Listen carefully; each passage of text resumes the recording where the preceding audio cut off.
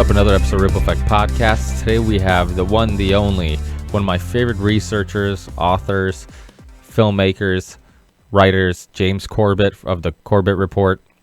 Definitely check out his website. He's been on the show quite a few times and one of my favorite guests to have on. Anytime he's on, I'm always getting friends or people emailing me and writing me, telling me how awesome this guy is and well spoken and researched he is, and he really does incredible job researching the topics that he gets into on his podcasts and documentaries and articles and stuff like that. So definitely check him out, CorbettReport.com. Also, the documentaries that we talked about today, we talked about it's a little older, Century of Enslavement, the History of the Federal Reserve. We talk about that documentary. My goal was to talk about that one and his most recent one, How Big Oil Conquered the World, which is another amazing documentary. Both are free on YouTube and also on his website, CorbettReport.com. I'll also put the links to the documentaries underneath the show description. So if you go to our YouTube channel, if you want to see me and James actually have the conversation, you can go into show descriptions and you can actually go directly to those documentaries and watch them, and they're really good. Unfortunately, like most of my podcasts, we get a little off track. I think that's the goal. The goal is to keep the conversation casual, because you end up going down roads you wouldn't necessarily go down if you just had written questions that you're going to ask, and they're just going to give the typical, not typical, but similar answers that they do on other shows. So we got a little off track and talked about a bunch of other stuff. It was a really interesting show. Hopefully you guys enjoy listening to it as much as I enjoyed having the conversation. And I will have him on again very soon to talk about How Big Oil Conquered the World. We briefly talked about it at the very end, but we'll have him on and do a whole show on that. And on my YouTube channel, RV Theory 6, or you can go on YouTube and just search the Ripple Effect Podcast. There's a new playlist called Documentaries, and that includes some of James Corbett's documentaries and the two that we're talking about on this podcast, Century of Enslavement and How Big Oil Conquered the World. So definitely check those out there, and check out a bunch of other documentaries that I'm a fan of that are on there, and ones that are older that have influenced me and really been a part of my understanding of the world. So subscribe to our YouTube channel. You can also see video versions of our episode. Any guest that calls in using video, like James Corbett did, you can actually visually see me and the guests have that conversation. Also, if you want to support the show, Theory 6 is my music project, and even if you're not a fan of the music, or if you are a fan of the music, you can get it anywhere. You can get digital downloads, and you can use that method to help support the podcast. So even if you're not a fan of the music, just do it if you're a fan of the podcast, and all that money goes towards keeping this thing going. Also, I did a show with Ben Dyson, the author of Modernizing Money and founder of Positive Money, and we break down quantitative easing, fractional reserve banking, the Glass-Steagall Act, and all these things. So we really break down what those things are, and a lot of other terms that we hear quite often when talking about economics and talking about banking that people might hear but not quite understand what they mean. So go back in the archives and definitely check that episode out. Also, I did a podcast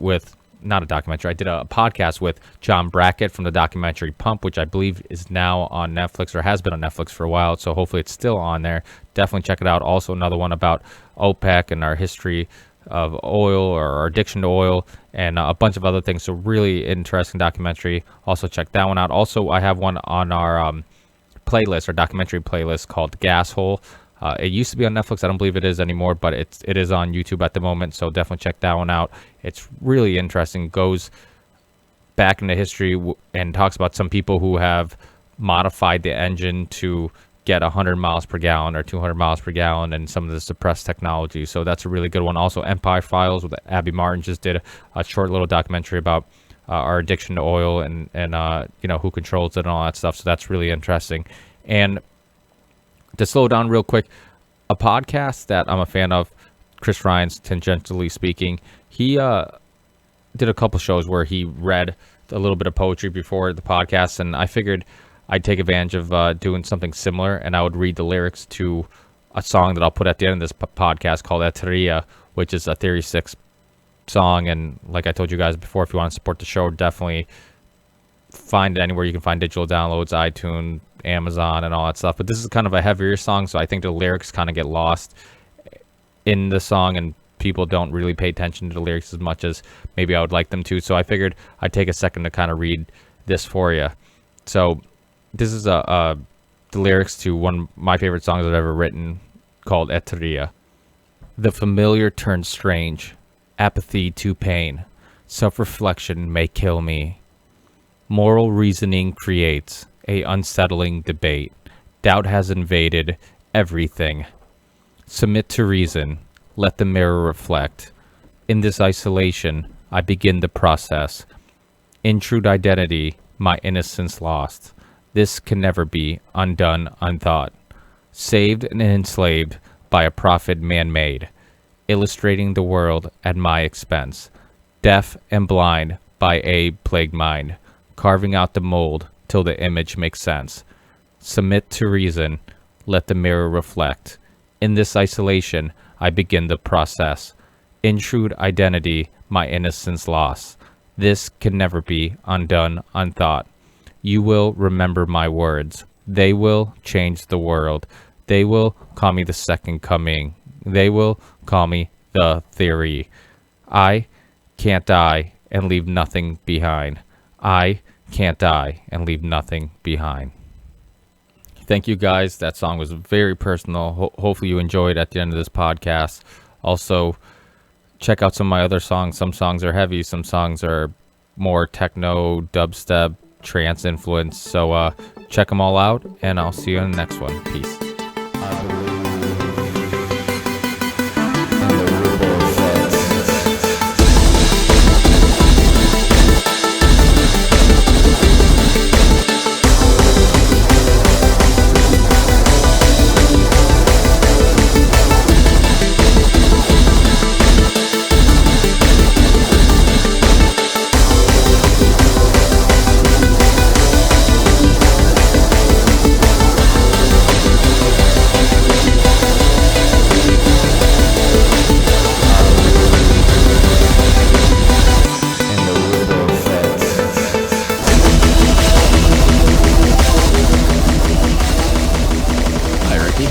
What's up? There we go. Not much. Long time no talk. How you doing? Yeah, good. You keep up to, well, with all your busy work, I'm, definitely having a computer slowing down can be a little scary. As much work as you do, I mean, you get a computer start slowing down, it starts postponing your projects quite a bit. It does, actually.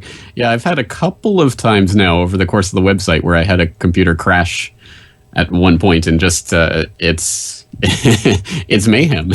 Oh yeah, because I always have 17 different things going on and prepared and planned, and suddenly I'm having to cancel appointments and interviews and stuff. Ugh. Yeah, that sucks. When I first started the podcast, I think I was kind of in the same process where all the music stuff and just constantly beating up on my computer for so many years, it in the middle of shows, it would crash on me, or I would have to have a guest wait, and I was always super embarrassed, and I felt bad. I'm like, this person's taking time to to talk to me, and I'm making them wait and taking up their time. So it after a while, I did what eventually you might have to do, and I'm just like, dude, I really don't feel like spending the money, but I'm gonna have to invest in a newer computer. Yeah. So last time we talked, I think you had a new addition to the family. I can't remember if it was a boy or a girl. Yeah, it's a boy. Yeah, a boy. Yes, he's actually turning 1 on the 19th, February 19th. Right. So Awesome. It's been a wild fucking ride. Yeah, but you know what? I wouldn't give it up for the world. It's the most exciting experience of my life. It's funny how often you hear before you have the child, like everybody tells you, oh, it's going to be life-changing. And you're like, okay, I get it. You keep telling me it, I get it. But you really don't get it until you experience it. You don't. I mean, the lack of sleep. I mean, just, the first couple of months, it's like boot camp. It's like, it's like Jesus is preparing you for what you're going to, it's like, if you can survive the first couple of months, then you're good. Because the first couple of months, it's literally, you just aren't sleeping at all. And it's amazing how much just work and effort you can put into something with such little food and sleep. It's almost like I feel like I've been oversleeping my whole life. I'm like, apparently I've been oversleeping my whole life because I could survive with such little sleep. And it's funny because I was already used to it by the time our child arrived, so it wasn't much of a change for me. The Corbett Report kind of prepared you for it. Yeah. Yeah, I guess the Corbett Report's my other baby. Yeah. Well, that's true too. And then once you have kids, it gets that much harder. Like, last Oh, yeah. night I was sending out some emails. Like, once the wife and my son goes to sleep, then it's like, oh, I can kind of get to the computer. I can Yeah. do a little, do an hour or two of work, and then an hour or two turns into 1 in the morning, Yeah, and yeah.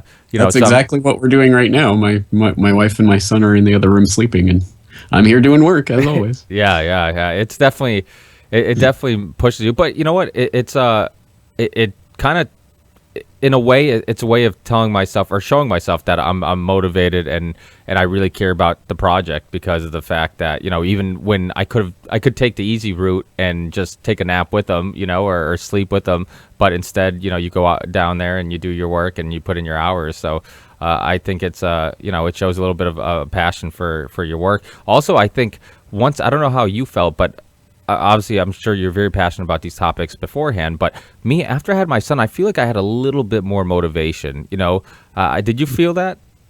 Yeah, I mean, there is a difference. Of course, you feel I don't know about you, but I was compelled to do this because, of course, I care about humanity. I care about the world. I care about the future. But that's all kind of abstract until you have a living, breathing, flesh and blood, actual. This is a future, human being who's going to be, taking his part in this world someday. I have to do something to make it a better world for him, and it just makes it just that much more real and tangible.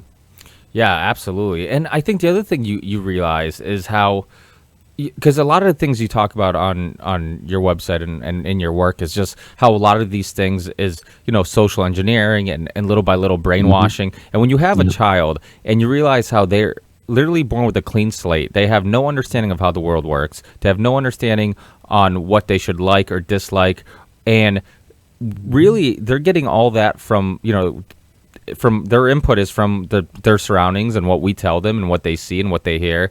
So it's like you realize that the environment or the world we grow up in, and the world that we grow to accept can easily be manipulated, and we can assume this is the norm, this is the way things should be, but Right. No. anything could be Yeah, that's the such norm. a good point because we just tend to accept whatever we're born into. And when we try to imagine the past, we usually try to imagine it, like the world we're in, but a long time ago. But no, there are fundamental changes that have taken place over the generations, and I think the acceleration, the pace of those changes are accelerating. And I think having a child puts that into perspective for you, because as you say, here's this clean slate, and what you do or what you say starts to affect the way they perceive the world, the way they start to interact. And once your son starts babbling away and then talking and then saying things back to you that you've said to him, and it's a wonderful process. But yeah, it really puts the kind of arrow through the brain. Oh yeah, they really can completely mold someone from a very early age, and that's exactly what happens with the TV and the teachers and all of that. Oh, absolutely. That all has a part to do with it. And, it's just like that old quote. I forget where I read it, but, just that racism is learned and hatred is learned. It's not something that we're born with. And you see that with kids. You put two kids next to each other. Before there's isms that separates them, or nationalities that they care about that separate them. They don't care. They play together and they could care less. And then as you grow and that's why it's so hard to have conversations with people. Like, when somebody says that they're a conservative or a liberal or a whatever, it's almost like you already picked a team. Like, you already Exactly. it's like, how do I have this Let me conversation? step into this box, and now Exactly, anything you yeah. say will have to come through my filter. Yeah, it is sad to see, because you're so right. I mean, my son obviously half Japanese, and most of the people that he interacts with are Japanese. Couldn't care less. Doesn't make any difference. No one even notices a difference, even though he's starting to use English words as well as Japanese words. And the other kids probably have no idea what he's saying, but they don't care. They're too young to care. But yeah, at some point, that's going to start kicking in. And, oh, here's someone different. This is the other. We have to treat him differently. So that's something that I'm going to have to face in a big way here. Is he around other English speaking kids, or is his Japanese not a lot. stronger? I have I have a lot of friends, like expatriate friends here, Canadian, American, Australian, and most of them are married with children. But we never have time to see each other. So it's just the people in my area who are just mostly Japanese. Yeah, So, well, to have speaking two languages, they say kids tend to learn better, and for their development, it's better. I mean, I spoke 2 languages growing up. When I came to the States from Portugal, Portuguese was my first language, and then I picked up. Actually, I went through some years where I came here when I was 4, and then I mixed the 2 languages, and nobody knew what the fuck I was saying. And then because I really wasn't exposed to any English at that time until I came here, and then nobody knew what I was talking about. But then I love the fact that I know more than one language, because you definitely connect with people differently when you speak their national language or the language you're more comfortable talking about. So that's always interesting. But before we spend too much of our time talking about our kids and piss off the listeners. I told myself, I'm like, I'm not going to be one of those parents that are always talking about my kids. And I turned into one of those parents that are always talking about my kid. But it's hard not to. It's an exciting part of your life, and it's hard not to.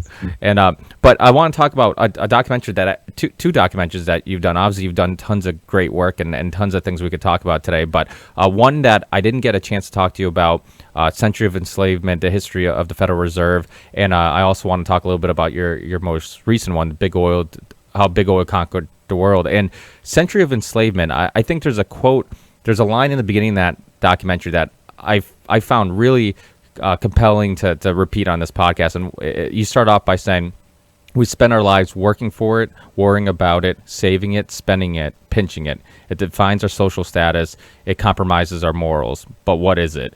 And it's true. It's one of those things where money, our whole lives revolve around what you stated. I mean, trying to make more. We're all, most people we know are trying to get more overtime. They're trying to find ways to cut corners to save some money. Like, our whole lives revolve around trying to gain and pinch and save this thing that most of us don't understand what it is, what creates it, what gives it value, all these basic understandings of it. And your documentary gets into that, and I thought it was so important because it wasn't just the history of the Federal Reserve, but it was the history of money. And I think that it's such a compelling documentary, because and that's how I would sell people on the documentary. And I tell people to watch it. I'm like, listen, it's not just about the Federal Reserve. I'm like, that obviously is a very interesting topic, but it's about the history of money. And that's something that we should all understand, because it's something that we spend 90% of our lives trying to gain, like you said, do those things that you mentioned, pinching it, saving it, spending it. It's caused wars. It's caused people to recalibrate their moral compass. It's done a lot people of kill for it. Yeah, people slash someone's throat for $20. Yeah, no, I mean, it is important to think about, and it is crazy because it is so far removed from what I think we intuitively understand money to be, or what we would intuitively want money to be. I think money should really, at its base, be a social technology, but even that is complicating it too much. Fundamentally, it should be as neutral as possible, really just a method of exchange. And it has become complicated in ways that people don't understand, that allow people who you never meet, you never see, you have no idea even exist, to manipulate that thing that you have, that you're using to exchange with other people, again, in ways that you can't even fathom, that you don't even know are happening. And that's the really insidious part of this is that so much of it takes place kind of in the shadows, in ways that people don't even understand, and usually don't even care to understand. Yeah, okay, inflation, whatever, what does that mean? But fundamentally, I think what we intuitively feel money should be, or feel that it is it's a representation of the work that we do. We work, we put in our labor, our time, our energy, our effort into something, and we get this money that we then exchange for the things that we want, which makes a certain sense. I mean, a society that is structured in that way, okay, so I work, I do the thing that I can do, and of course I can't cobble shoes or any of the million other things that I need, so I'll exchange with someone who can do that. And how do I exchange? Oh, okay, well, we'll have... So it all makes a certain sense, and I think we all tell ourselves this story in our head about what money is and how it works. But that isn't it. That's not what money is. In fact, in the modern economy, almost all of the money in existence, not all of it, but almost all of it, is bank credit. It is created by banks as debt owed back to banks. And that is not a trivial point. That is not something we should just dismiss. That is a fundamental structuring principle for our society. And guess what? If you structure your society on a medium of exchange that is controlled, created, and lent out by a group of people who then get that money back plus interest, and yet usually the principal plus interest has not been created, only the principal has been created. So how does that work? Well, it means that people are constantly scrambling to try to coop up the extra money that they can get out of other people's hands in order to pay off the bankers. And then the other people are trying to, I mean, it's a ridiculous system, and it's designed, it's engineered to keep us perpetually on the hamster wheel, perpetually running after that dollar sign. And for the benefit of these people who are just conjuring it into existence. When you start to wrap your head around that, I mean, the scale of that is just almost too much for people to contemplate.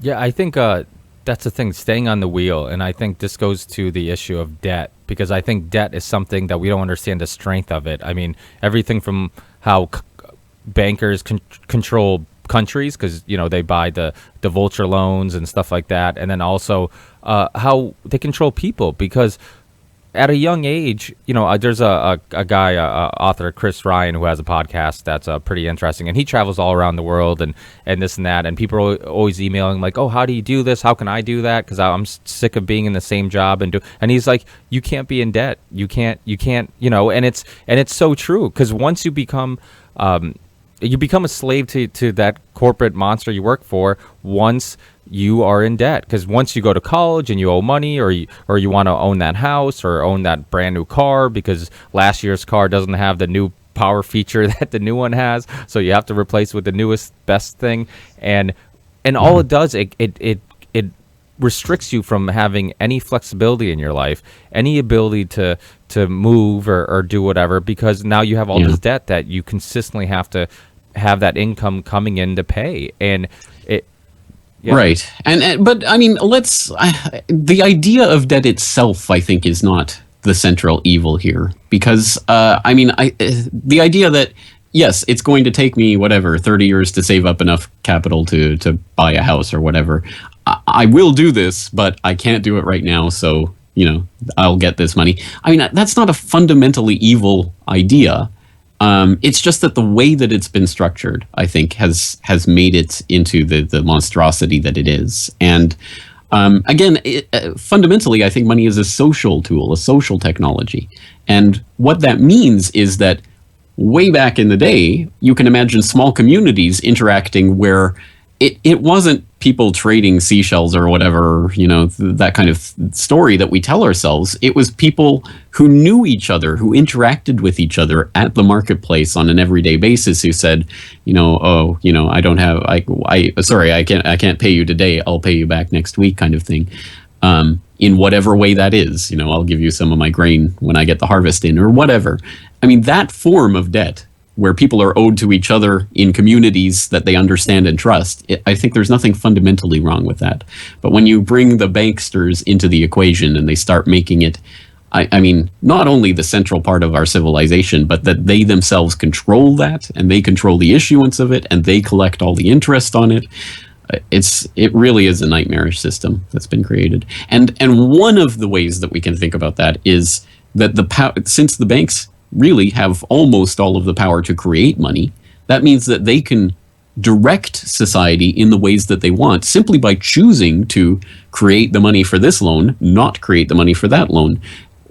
A perfect example of that, what happened last decade? You had this huge run up in the housing market, and suddenly everyone's buying a second, third, fourth house because the housing market's on fire and you can't go wrong, and you'll refinance when you need to, and what could possibly go wrong? Real estate always goes up.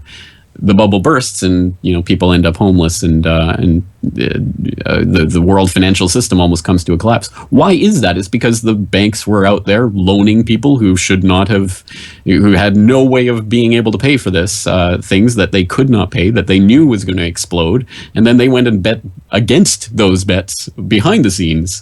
They bet against the things that they were selling to their investors. I mean, it was just, it's so crazy to think about. But again, it starts to get into, it's too complicated for me to understand. I don't know. I don't care. I just want to, work my 9-to-5 job and then go go, drink beer down at the bowling alley after work. And I understand that. I'm not putting that down. Of course. I mean, people just want to work their job and live their life. Great. But if you don't understand the way that the banks really control the way you can live your life, then I think we're all better off, worse off as a society. And we'd all be better off if we could start to face those facts square on. Well, I think some people do believe ignorance is bliss, and you start talking to them about certain topics, and they just end up saying, I don't want to hear this. It's too depressing. Let me just have my drink. I can't change anything. Let me just deal with my my therapy of drinking or smoking or doing whatever you do to help you get through the day, or watch sports. I think that's why places like New England, where I live, sports are so popular. I think because people, I mean, we're known for our fast-paced lifestyles here and how we're constantly busy. And I think that's why sports are so popular here, because it's that little bit of time we're away from doing shit we have to do. And I've said this on the show numerous of times. I'm like, I think why people are so unhappy is, one, we're looking for happiness in the wrong places. I use the example of, you look at kids, kids, they you can give them the most expensive toy, they could care less. But when they become adults, the thing that they talk about is the experiences you had together, the time you threw the ball together in front of the house and you went to the game or you did whatever. And as adults, we're not much different. Those are the things we remember. But marketing and Edward Bernays and his basically brainwashing and believing that this product is what's going to make you happy. That's what grabs you. And that's, when you were talking about that, that's kind of the thing that I was talking about, because so many people have credit card debt, and all that comes from, or like car debt. Once they pay off a car, they immediately get another car, a newer car, trade it in and get some more car debt. And I think that all comes down to marketing, because a lot of that, and don't get me wrong, there is some good things, like you said, the idea that I can have a home and I have some time to pay it, and obviously I don't have all that money saved up now, but I can pay a little interest and have a home for my family. That's a great thing. But I think to younger people, the credit cards, college, for example, you come out of college, oh yeah, you might get a great job after you get out of college, but you're also $120,000 in debt, $200,000 in debt. So it's like, by the time you're in the positive, in other words, you don't owe any money and you're making some extra money, the average person who started working right out of high school, like for example, like I did, already has a little money saved up, or even if I don't have any money saved up because I'm an awful saver, but at least I have a car and I have some money towards a house, and I have some other things, that are of some worth. So I think when I talk about that, I think my concern is more about just how they grab, because I know parents that tell me that their kids are getting pre-approved credit cards and they don't even have a job.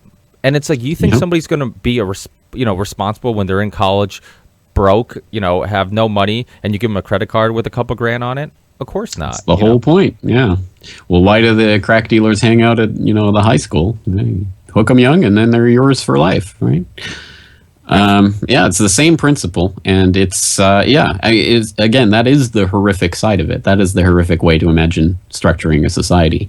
And it didn't just occur overnight, and it didn't just all happen at once. It was part of a long-term plan, and I hope that's what the documentary shows, that this is not just some random thing that happened. This was a carefully put together plan that's been worked on for centuries, really. When you look around the globe at the Bank of, well, the first central bank really was the bank in Amsterdam in the Netherlands, but then the Bank of England, and then that transplanted really over into the United States context and all around the world at this point. It wasn't something that just happened. It was something that was planned to happen the way that it did. It was a consolidation. I mean, it's fundamentally, it's a cartel of bankers who wanted to take over the economy, and they did so. It's not a difficult story to understand in that sense. It's just, when you get into the jargony aspects of central banking, it does make a lot of people's eyes glaze over. For, I guess, an average listener who might not be so familiar with some of the topics we're talking about, how would you explain to them what the Federal Reserve is?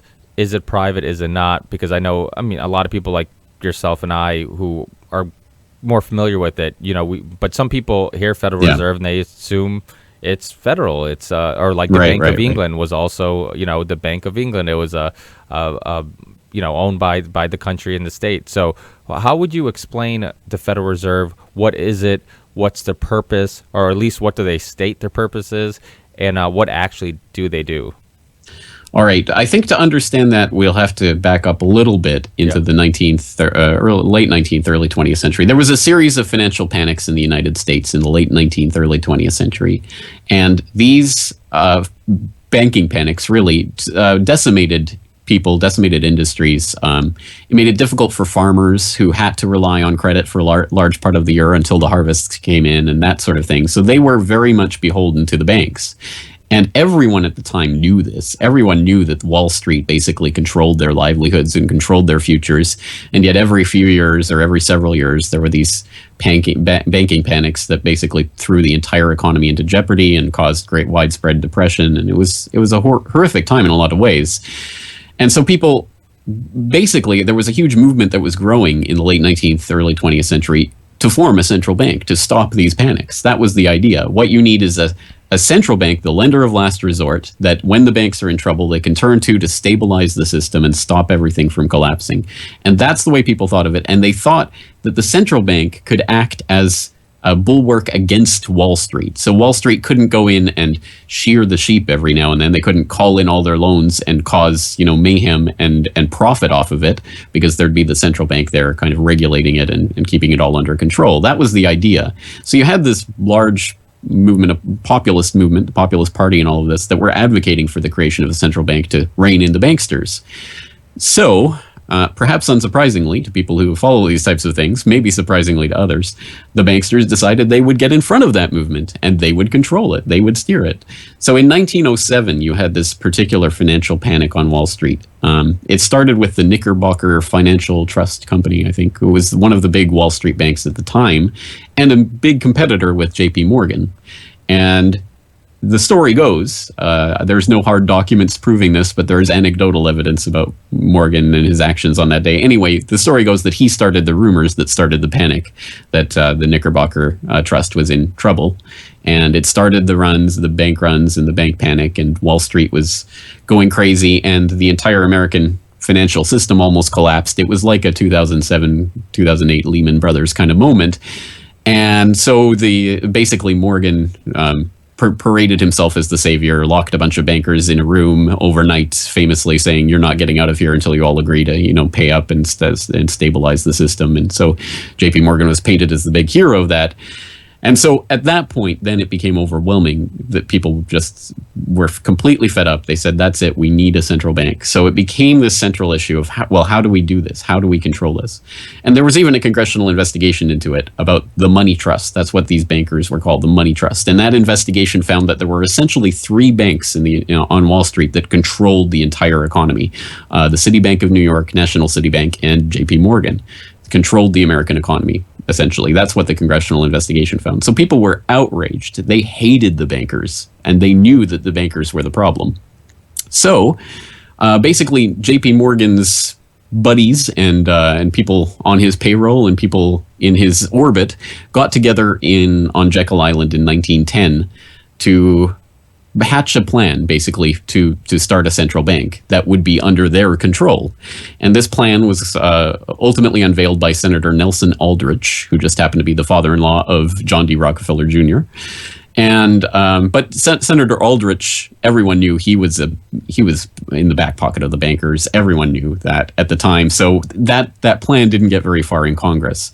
But there was an alternative plan proposed by a couple of other congressmen that seemed like, this is, and Morgan and everyone came out against that plan. Oh, that's a danger. Don't use that plan. That's a dangerous plan. So everyone thought, that's great. Let's go against the bankers. Let's put that plan into place. That was what the Federal Reserve basically became. That was the Federal Reserve Act, or what became known as the Federal Reserve Act. And the trick was, of course, that it was almost identical to the Aldrich plan. In all of the key details, it was the same plan. It was just dressed a little differently and structured a little differently, but all of the key details were there. So it created a central bank for the United States, which there had been central banks before in history, but let's just concentrate on this one. So for the first time in 70 years or something, there was a central bank in the United States. And the Federal Reserve was supposed to be different. It's a decentralized central bank. What does that even mean? The idea was, if you have just one board of governors, a group of people controlling the banking system of the United States. I mean, that's obviously open to corruption.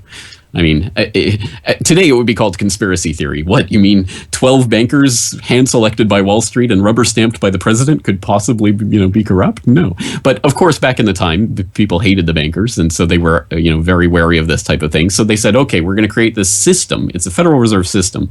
And there's going to be 12 regions, and each region has a Federal Reserve bank. And that bank basically oversees that region. And all of the major commercial banks in the federal banking system have to be a member of that bank, the Federal Reserve Bank. So you have the commercial banks organized underneath the Federal Reserve Bank, and then those 12 regional banks make up the Federal Reserve System, and that system is presided over by a board of governors. So there's layers to this central bank. And again, part of that just adds to confusion and people thinking, well, what's going on? But here's the rub. Is it a private bank? Yes. Is it a public bank? Yes. Kind of. Depending how you look at it, whether you squint with your left eye or your right eye. The regional banks are private banks, and the Federal Reserve admits this. I have the clip of the Federal Reserve lawyer, legal counsel for the Federal Reserve in the documentary saying, yes, the regional banks are private banks, because in 2011, was it? Bloomberg was putting in a lawsuit to try to get some documents out of the Federal Reserve Bank of New York about how they were dispersing the federal bailout money, and their defense against that was saying you can't use Freedom of Information Act because we're not a government agency. We are a private bank with private shareholders. So that was their legal defense as to why they couldn't release those documents. So the Federal Reserve admits that the regional banks are private banks. And who are the shareholders of those regional banks? It is the member banks. The commercial banks have to buy shares in the Federal Reserve Regional Bank. That's how they get their membership. And so that's the way that's structured. But the Board of Governors, which kind of presides over the system and sets interest rates and that type of thing, that is a political body that's appointed by the president, at least theoretically. Again, as I say, they're hand-selected by Wall Street, and they hand him a piece of paper and say, this is going to be your appointee, and he rubber stamps it. But anyway, it's selected by the president. So there is a public aspect to it. There are private banks that really function, that is the heart of the system. And so is it private? Is it public? I think the question almost in a way complicates things or puts the emphasis on the wrong place, because it isn't about who owns the Federal Reserve or the Federal Reserve Regional Bank so much as it is who controls this system. And ultimately, the control still resides in Wall Street, far and away. There's no question about it. Just look at the financial collapse back in 2007, 2008. I mean, who was the Treasury Secretary at the time? The name's going to escape me now. I'm thinking Larry Summers. It wasn't Larry Summers. But the Treasury Secretary at the time was ex-Goldman Sachs banker. And then, when he was replaced by the next guy, I'm really coming short with the names tonight. You forgive me, it's 11:30 at night. But when he was replaced by the next guy, I mean, when Obama came in with all his appointees, again, I mean, so many different Goldman Sachs appointees. And this isn't something new or rare. This has been the case going back 100 years since the beginning of the Federal Reserve, not Goldman Sachs in particular, but just Wall Street interests controlling this Federal Reserve System fundamentally at its base. It's always been the New York banks, and the Federal Reserve Bank of New York has always been the most important part of this system and has really controlled what ultimately is going on the national level. And that continues to be the case today. So really what you had is the government created the Federal Reserve, this central bank, and so it could theoretically tomorrow repeal the Federal Reserve Act and get rid of the central bank. That could happen. It's not going to happen, but it could happen. So there is an aspect to which you could say this is a government creation of some sort, but fundamentally it's run pretty much by the bankers, and it really is the bankers because they are the constituent members of the regional banks. Yeah, and Woodrow Wilson, who signed the Federal Reserve Act, and most people probably know the book Creatures from Jekyll Island, which if you don't know about it, please read. It's a very good book, and It's about how he signed a Federal Reserve Act on Jekyll Island, which was the island owned by bankers, and they had this secret meeting and all this stuff. And he regretted, right? Didn't he publicly regret signing it afterwards? Kind of. Wasn't there a quote? No, he didn't. There is a quote. It's not. It's not a. Well, it's not. It is a real quote, but it's actually two different quotes, completely out of context, that someone smushed together and made it sound like he was talking about he was sad about the Federal Reserve. Woodrow Wilson was not sad about the Federal Reserve. He was. I don't even know if he had an opinion on it, because he was just a creature of Edward Mandell House, who was a J.P. Morgan lackey, basically. So, I mean, Morgan ran the Wilson administration, and Wilson was just a puppet for him. There are a lot of quotes about banking that get thrown around that are either completely fictitious, or like that one is kind of, they've taken a quote here and a quote there and smushed them together and made it sound like something that it isn't. And there's a lot of them, like Thomas Jefferson. If we allow the banks to, first by inflation, then by deflation, control the money supply, then we will wake up homeless on the continent our fathers won, or whatever that quote is that everyone has probably heard at some point. Completely 100% made up. Utterly made up. In fact, they didn't even use the words inflation and deflation in a monetary banking sense at all in the 18th century. So Thomas Jefferson did not say that. It's just something someone made up. It sounds right, so people continue to propagate it. There's a lot of those that get thrown around, unfortunately. And also, the fact that we borrow money from the Federal Reserve and pay them interest. I mean, it's amazing how we haven't just thought about, well, if we're the government, if we want to produce money, why can't we just produce money without paying interest on it? Why don't we just produce our own money? And that's something people don't realize either, is the fact that every dollar thrown into the system, we're paying interest on. So it almost guarantees that the country's always constantly in debt. Yeah. Well, there is a point to that as well, because people would say, well, you can't give Congress the ability to just print up paper money as much as they want, because it'll be inflationary. Because if they do that, I mean, why would they ever stop? I promise you $1 billion. Okay, I promise you $1 trillion. Okay, I promise you $100 quintillion. It'll just be that race to give away as much money as possible, and they just create and create and create until the money was worth nothing. So the idea here is, well, there has to be some sort of check on it. So the Treasury can't have the checkbook per se. So, well, how do we do this? Okay, well, the Treasury will issue bonds, which is basically, government debt, and they will promise to repay that debt at a future date with interest. And so people will buy that debt. And then so banks, usually banking institutions, buy that debt. And then the Federal Reserve will either buy or sell those bonds to the banks. It's a more complicated system than people sometimes might think. And there are reasons, there are at least ostensible reasons why they do it that way. But at the end of the day, what it amounts to, as you say, is that the government is ultimately going to be beholden to whoever's buying their debt, banking interests generally.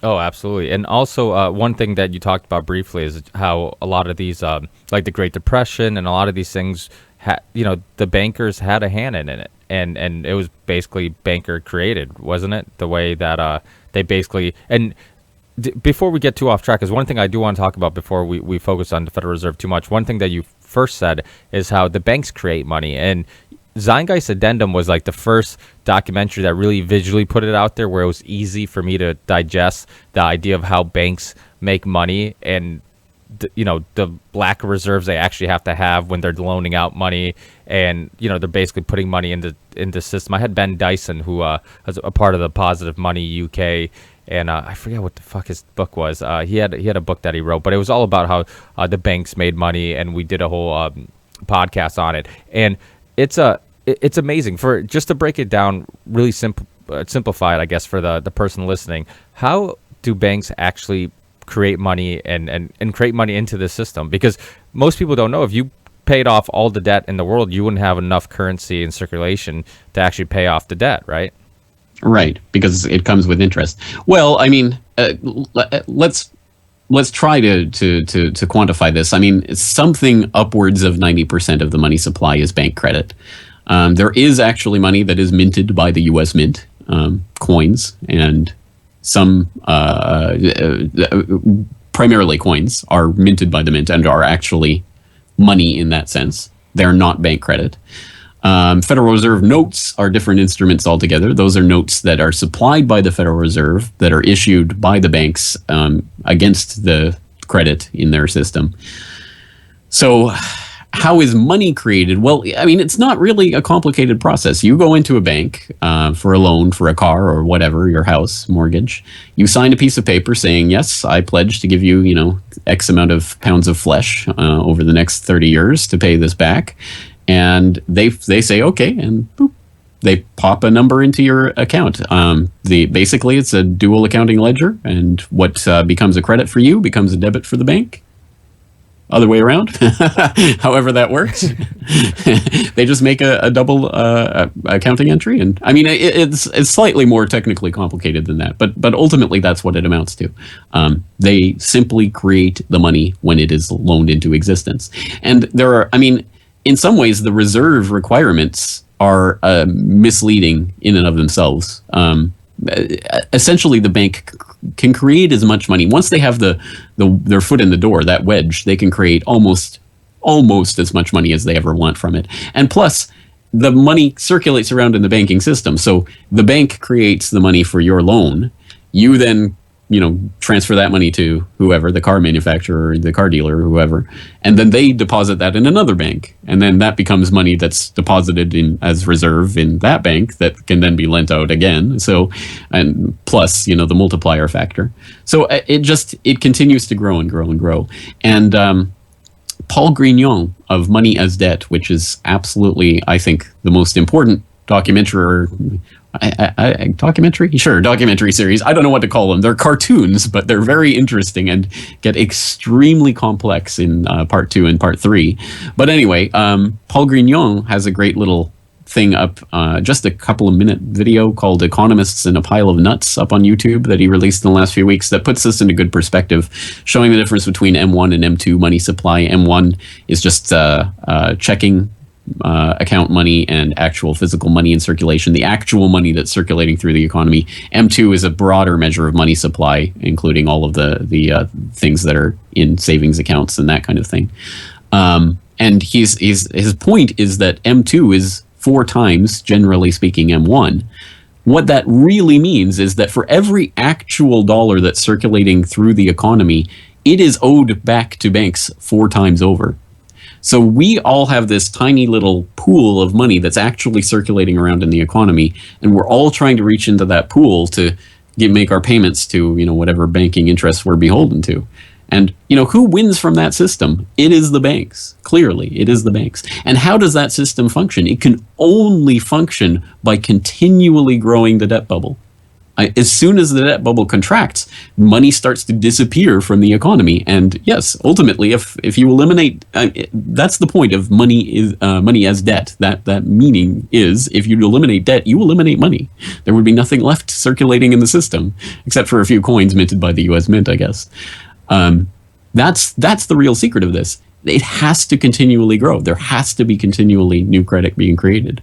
And again, there is a sense in which, yes, okay, a sign of growing economy and a growing population and a growing sophistication in terms of the technologies that we have and the industries that we have, and all of this requires a growing amount of credit in a system. Yeah, okay, so there is that to be said for it.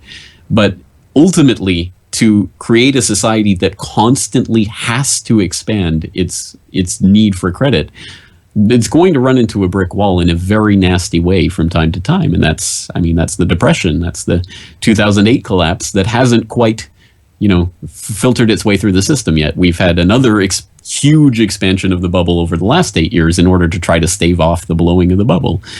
It's a horrible system, and unfortunately, again, it's really people's lives that you're playing with.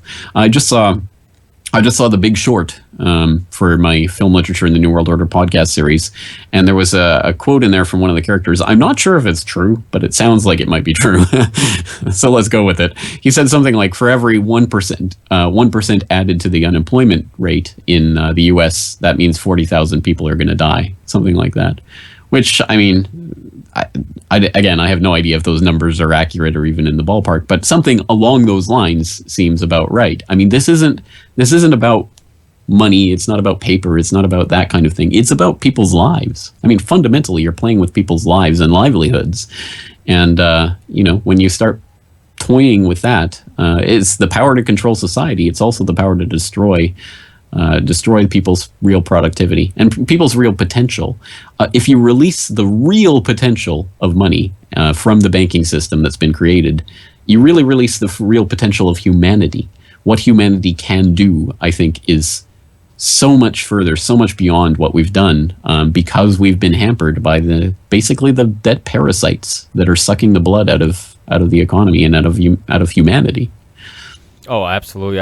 I had a conversation recently, and this is a common conversation I have. People talk about how if people had more free time, or if we cut down the average work week or whatever, like there's a lot of people who just wouldn't have anything to do with their time, that outside of the work they have no hobbies. And I always say, I'm like, well, that's because at a young age we're kind of the time that we would have to pursue hobbies or other interests or passions is stolen from us, because we're taught to to focus on working and the get ready for the real world and work and do all these things. We're like, when we're growing up, we all have the ability to imagine and be artistic and paint and draw. And I write music and I wrote poetry growing up, and I'd always have people be like, oh, I don't know how you write a song. I could never do that. That's just not my thing. And I'm like, it's all our things. We can all do it. When you're a kid, we're constantly imagining things and playing with Legos and building things. But then we turn that off because we get stuck in this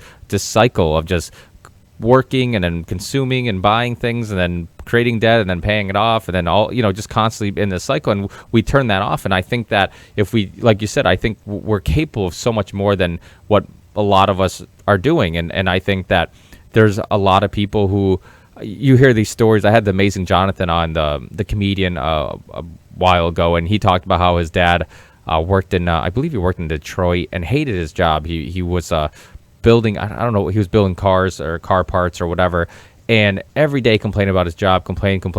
Then he finally retired, figured he'd be the happiest guy ever, and then I think it was like 6 months later he croaked and he passed away.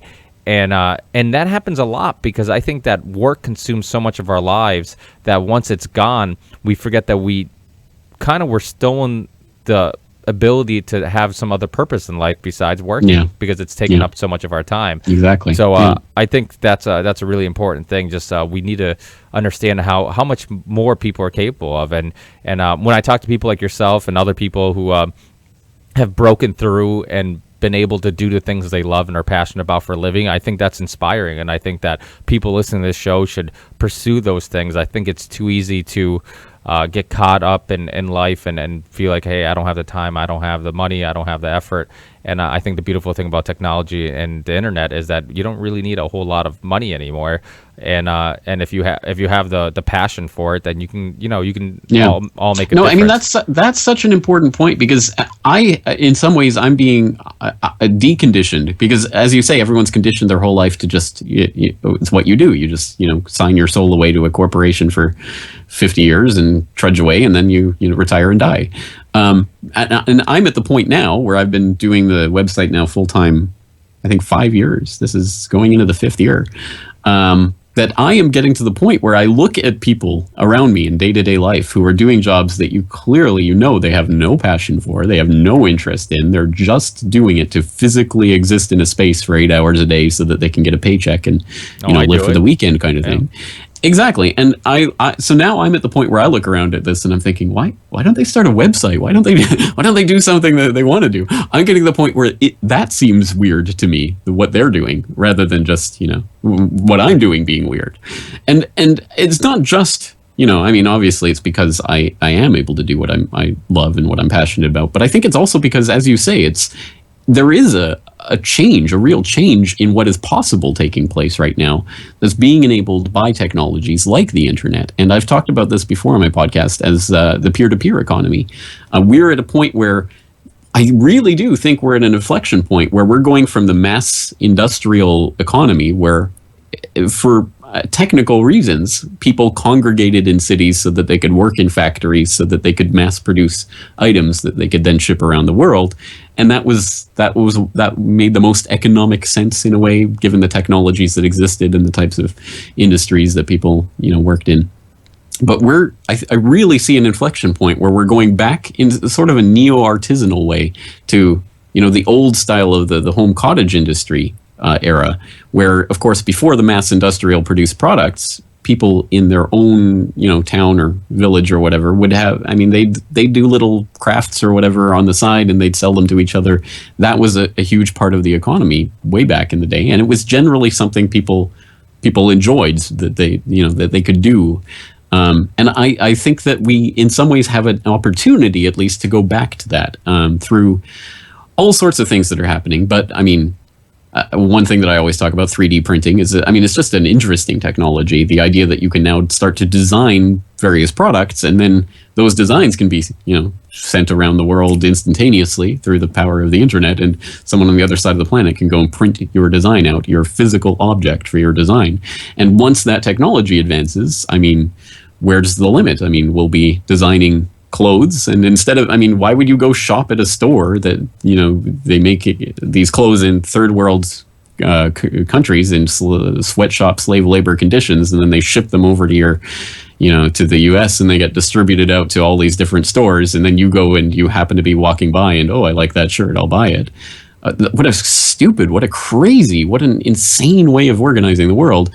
Well, imagine at the point where you can print out a new shirt, from materials in the, some fancy new 3D printer, from a design that you design yourself, or, one of your friends designs it, or someone else has put up on some open source website where, you share designs.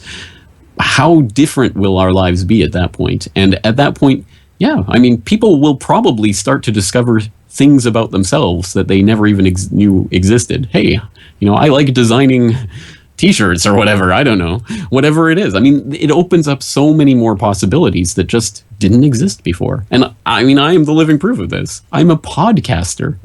I don't even know what this is, really. I couldn't have even imagined this 10 years ago. And here I am doing it for a living.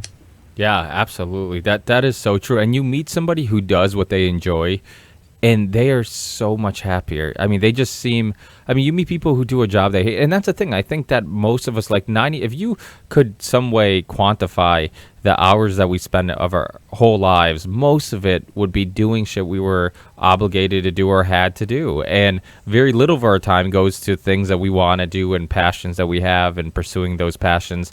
And I think that leads to a lot of unhappiness. And I think that's why, people drink. That's why you look at, alcohol sales are always consistent, because I think that when people are, a lot of times you need, and I'm a drinker. I love my whiskey and cigars on weekends and sometimes during the week. It gets me away from my everyday life. It gets me away from stresses of working in the business world, of the very cutthroat business world, where everybody's kind of just in to get, make every inch of profit they can.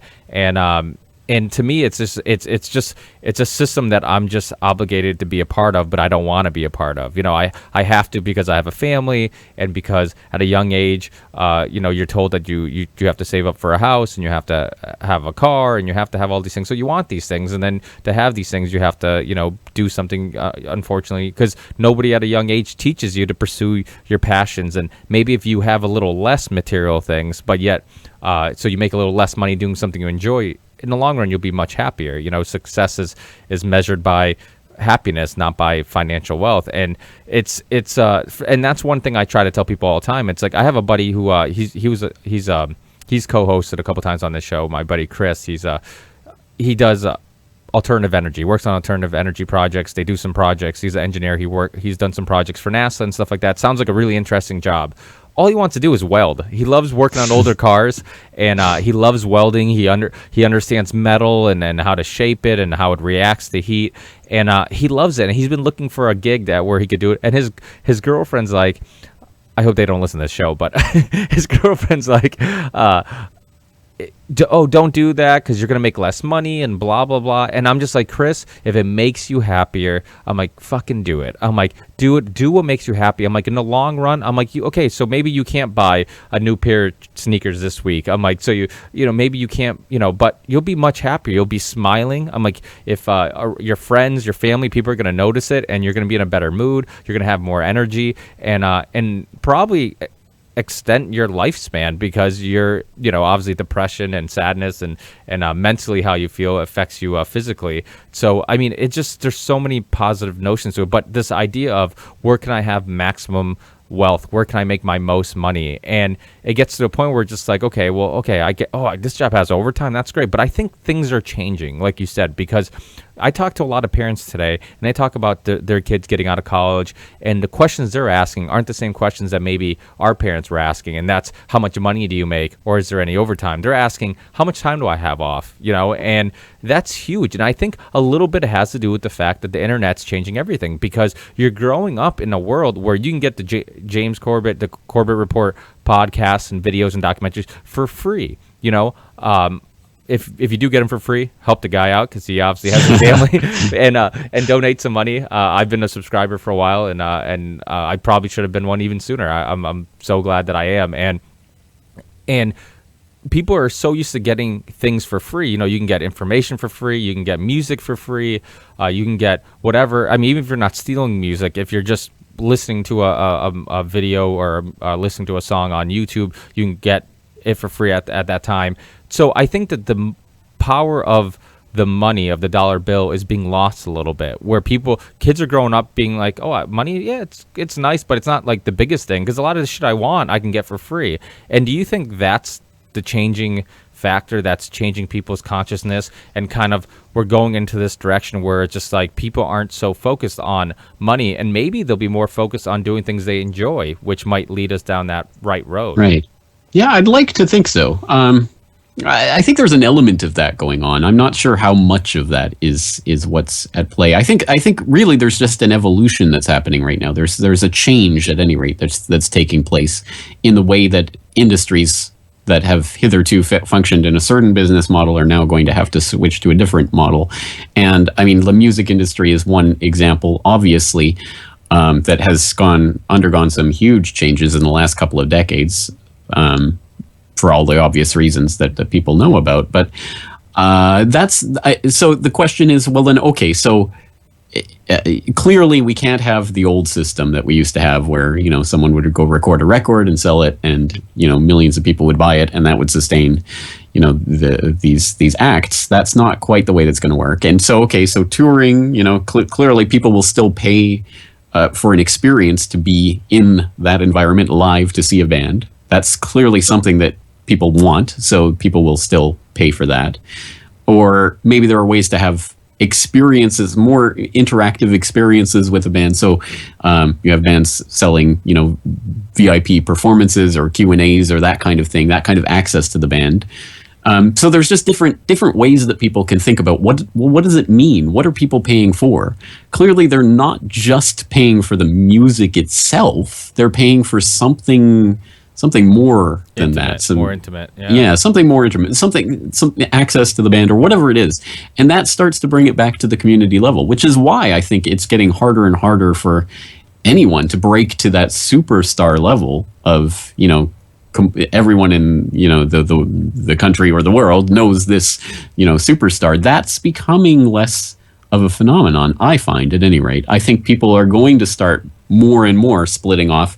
Maybe not, it hasn't affected music so much yet, but you start to see this with a lot of different pop cultural factors, that there just isn't that mass culture anymore that there used to be 20 years ago. Every single person watched, NBC on Thursday night. So did you see Friends? Did you see Seinfeld or whatever?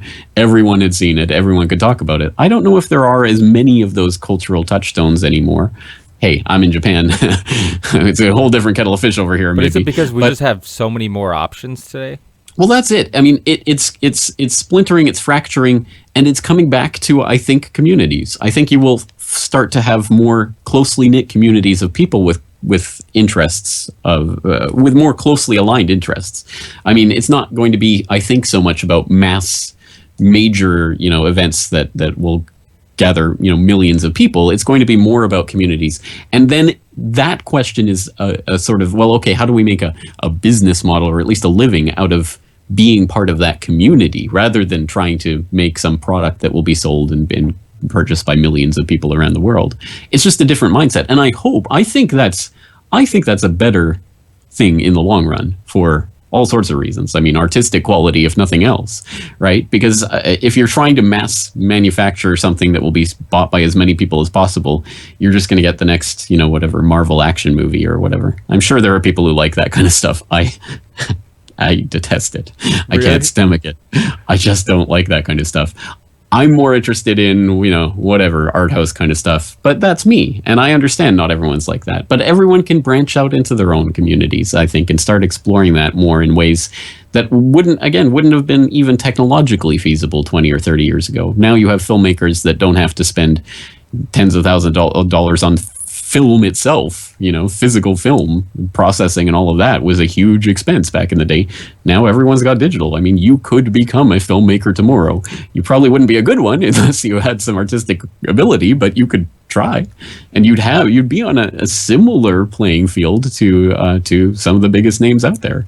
I mean, it's not as fundamental a difference anymore. So I think that, again, what that means is we're going to start having smaller communities that are more closely knit in interest, and that's just going to create a different way of supporting each other and supporting people that you like. And then it becomes more about, I care about this person, so I will support their work, rather than, this major cultural touchstone, thing being promoted by some big corporation, that faceless corporation that I don't know. Of course, I'll download that for free because I don't care. It's not like I'm taking money out of this person's mouth, or taking food out of this person's baby's mouth, or what I'm saying. So again, when it's about community, it's more about actually supporting people that you like. So it changes the inflection of it.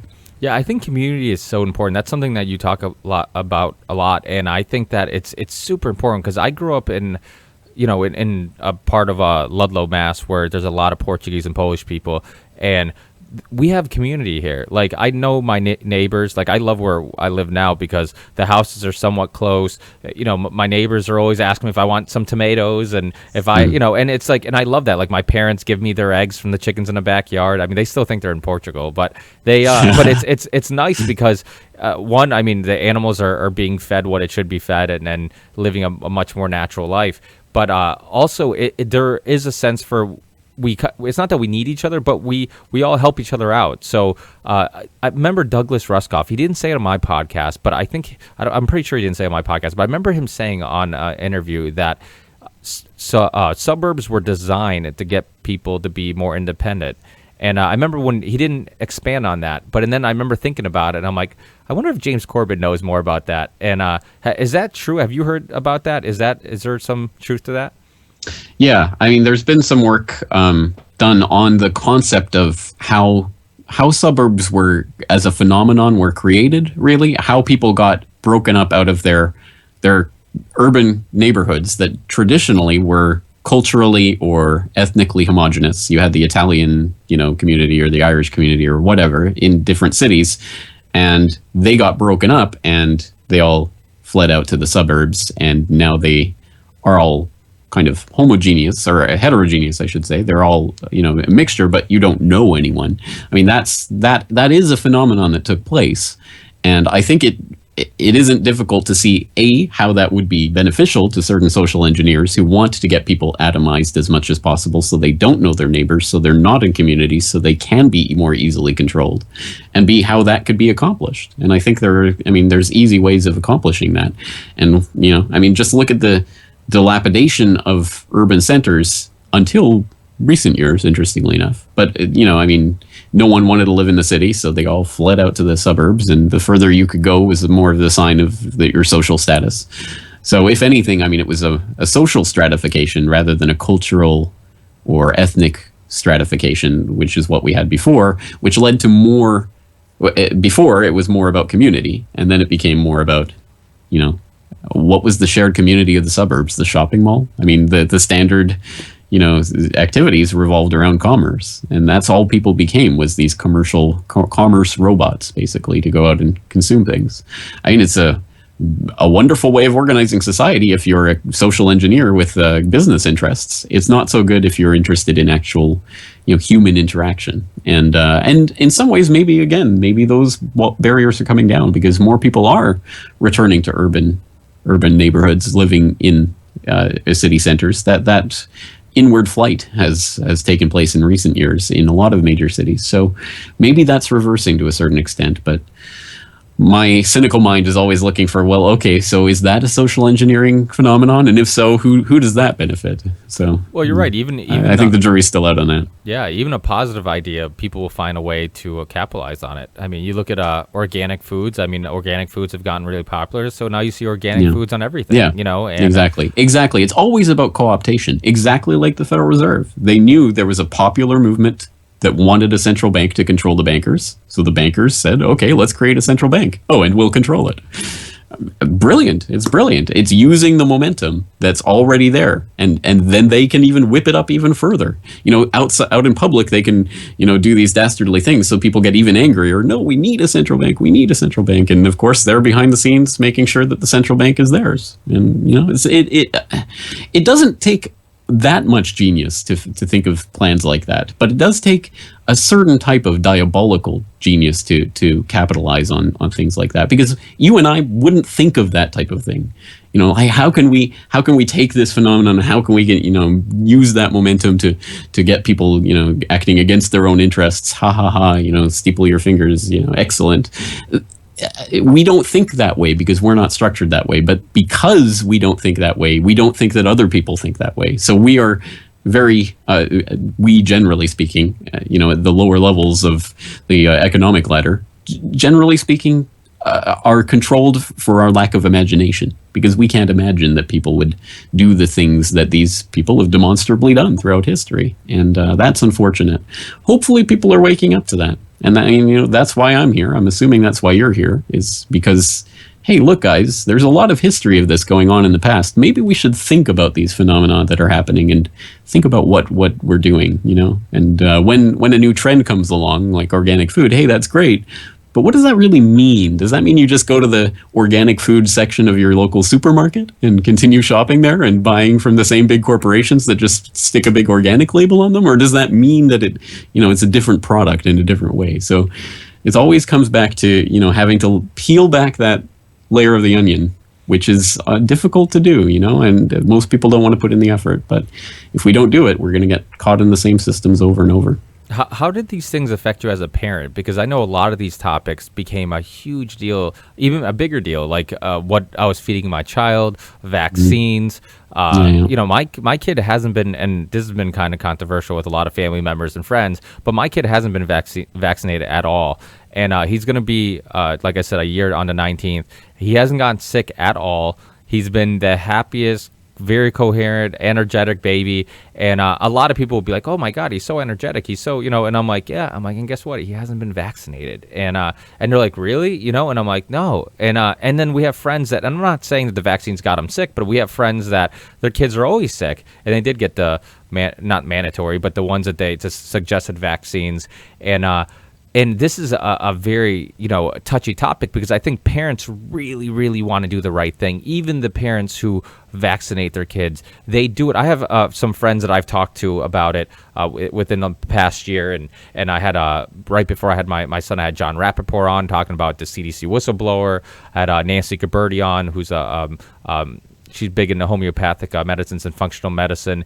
And we talked about foods, and we talked about briefly talked about vaccines too. So I wanted to inform myself as much as possible. But the big thing is, parents aren't informed. And like I had some friends that I talked to about this, and they felt really bad about vaccinating their kids after. And I'm like, listen, don't feel bad. I'm like, you can only make a decision based on the information you had. Now, what pisses me off is you didn't have all the information, and the fact that your pediatrician doesn't give you this information. They tell you it's never been harmful. They don't tell you about thimerosal being in the vaccines and being removed. Guess what? He was telling the parents before thimerosal was removed, the vaccines are safe too. So there's all these things, and so how did those topics and those or were those things that really you interest you even more after having a child and knowing that? Oh, of course, yeah. I mean, exactly. I mean, it gets amplified, 1,000 times because again, it's not an abstract thing, and it's not something that's just affecting yourself. It's now affecting a human being that you've brought into the world that you're responsible for. So yes, I mean, yeah, it's 1,000 times more of an issue. And so yes, everything in his environment, everything he does, everything that he consumes is I am responsible for at the end of the day, myself and my wife. So yes, we have to think about these things. And so, I mean, all of the things that you talked about with food, for example, I mean, obviously in Japan, there's the extra bonus fun of Fukushima, right? So we think about the seafood that we're eating and where it's from. And there's a lot of seafood that we don't eat because it's being fished out of the Sea of Japan or the Pacific coast. So yeah, I mean that kind of thing becomes absolutely a part of our daily activity, and it always. I mean, that's one of the things about being a parent that was interesting to me that I guess I didn't think about before, is that everything in his life has been engineered in some way by me, either by deliberate, like me thinking about it and doing it, or just kind of by happenstance. And there's nothing that he's done or that situation that he's gotten into, or when he's fallen down or whatever, that I couldn't say, well, I could have prepared for that more. There was a way that I, in some way, engineered this situation to happen that way. Again, either by actual trying to do it or by default. And that was something that was kind of a realization I had after I became a parent. And that really, again, puts into perspective exactly what we were talking about at the beginning of this conversation, is that, yeah, I mean, everything in his world is something that I've in some way put in front of him, and that's going to shape his life, and so again, that's something good to keep in mind, especially when you get frustrated with a child that's whatever, overtired and throwing a tantrum or whatever. In some way you've contributed to that because you didn't do this, you didn't do that, and it's a learning experience. But you raise an important point, is the parents that get mad at themselves because, oh, I've let my child down. As long as you were learning through these things and moving forward with them and not repeating mistakes and being better prepared for the next time, that's all we can ask of anyone at the end of the day. I mean, all you can ask is that people learn and grow and change. And I mean, if you're just doing that, then you're setting an excellent example for your child. Oh, absolutely, absolutely. Well, I don't want to take up too much of your time because I know you're a busy man, and we obviously did not touch on how big oil conquered the world, and I'm pretty sure we can't talk about it in like 2 minutes. But I'll definitely have you on back soon to talk about the documentary, because It's a very beautifully put together documentary. It's a very important topic. I think that's why I wanted to talk about the two, because I think they're two of the biggest, most important topics, because they really do control everything we do and how the world works and revolves, and so it's really important for people to check out both those documentaries. And I'll have you on again to talk about the second one. It's beautifully put together, and I think I've done a lot of it's always been a topic that's really interested me quite a bit. And I had John Brackett from the movie documentary Pump. I don't know if you've seen it, but it's very well put together, and I believe it's still on Netflix. And we had him on, and we talked about a lot of the similar topics your documentary talks about. And but you get even deeper, because the nice thing about your documentary, you go into how it affects medicine and how it affects so many other aspects of it. And that's what I really liked about your documentary, and what stood out from other big oil documentaries and other documentaries talking about alternative energy or and things like that. So I think that's a really interesting point, is how it doesn't just control just the gas that we're pumping in our cars, but so many other aspects of our lives. So that's something I'll definitely have to have. Yeah, in a way, it's just a springboard to control over society generally. Oh, absolutely. But yeah, I don't think we can probably do it justice in 2 minutes. So, but I'll be back whenever you need me. Let's do it again, because yeah, it is a complementary subject to what we're talking about, and it's because banking and big oil go together hand in hand with a lot of the people that were involved in that.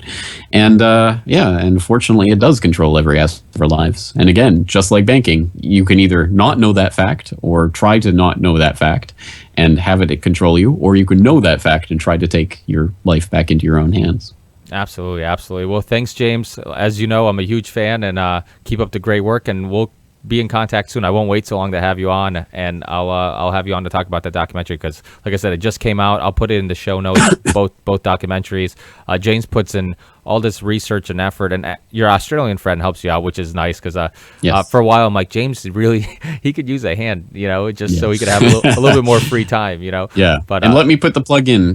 Brock West of apperspective.net. He's now doing almost all of the video editing for Corbett Report, and without him, I wouldn't be able to produce a tenth of as much as I do. So he's a huge help. Well, thanks again, James. We'll keep in touch, and I'll talk to you on the next one. All right. Take care. Thanks, James. Take care.